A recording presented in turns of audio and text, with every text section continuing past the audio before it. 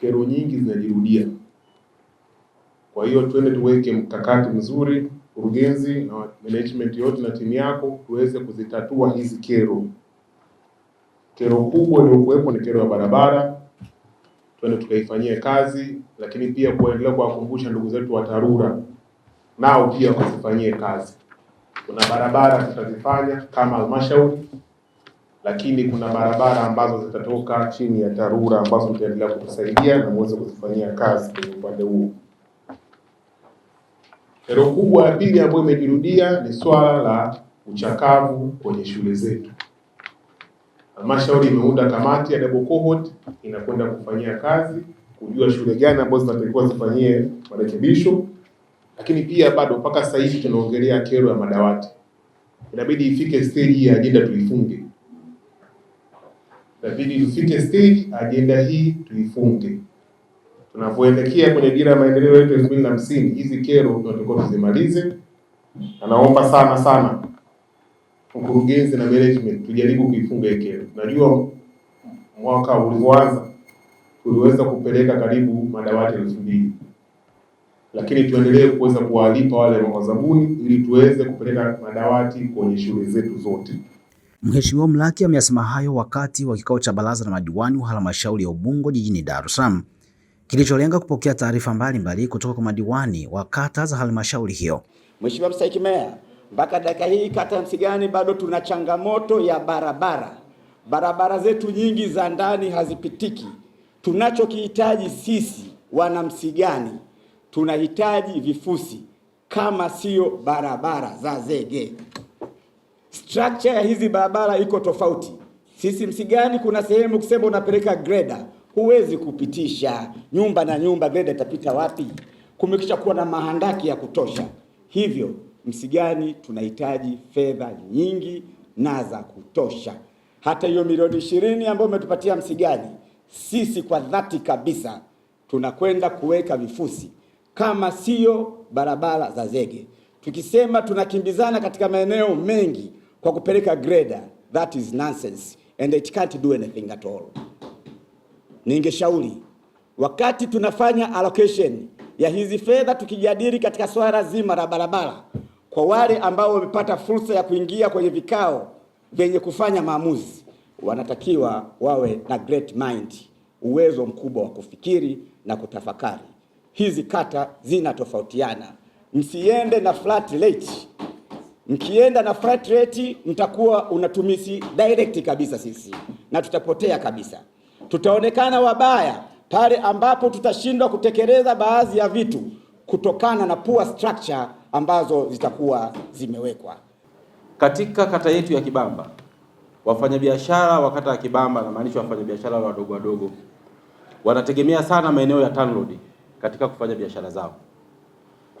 Kuanzia mwaka jana mpaka kipindi hiki, maeneo hayo yamekuwa yakichukuliwa na wawekezaji binafsi, maana yake sheli, lakini parking, na kuacha wananchi au wafanyabiashara wadogo bila kuwa na eneo ambalo kweli limetengwa kwa ajili yao.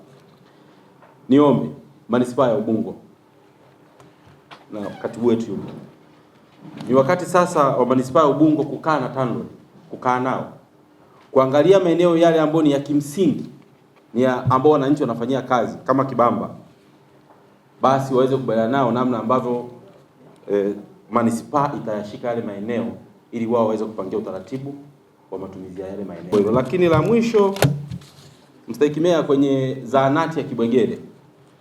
Zahanati ya Kibwegere kikweli ni ya kizamani.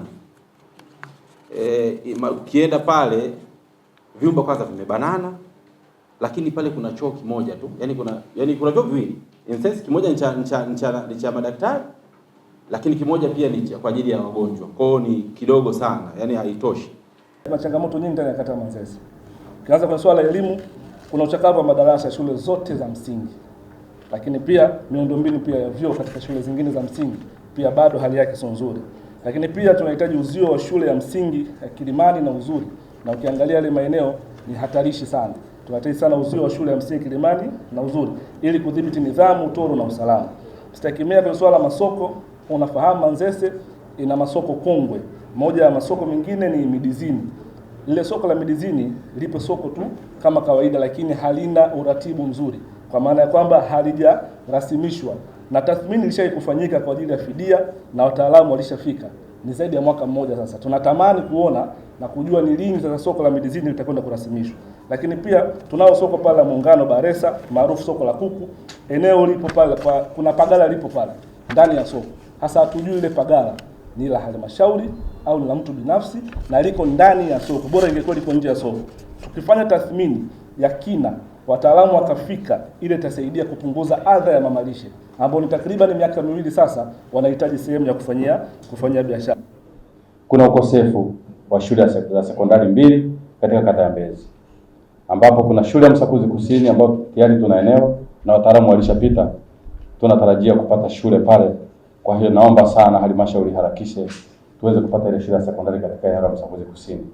Lakini pia kuna ukosefu shule ya sekondari katika eneo la Mbezi Luis, ambapo tayari eneo lipo, wataalamu walishakuja, na kinachoendelea pale ni kwamba tujenge magorofa pale watoto waendelee kusoma. Tuna shule 2 ziko pale za shule ya msingi Mbezi, shule ya msingi na shule ya msingi Upendo.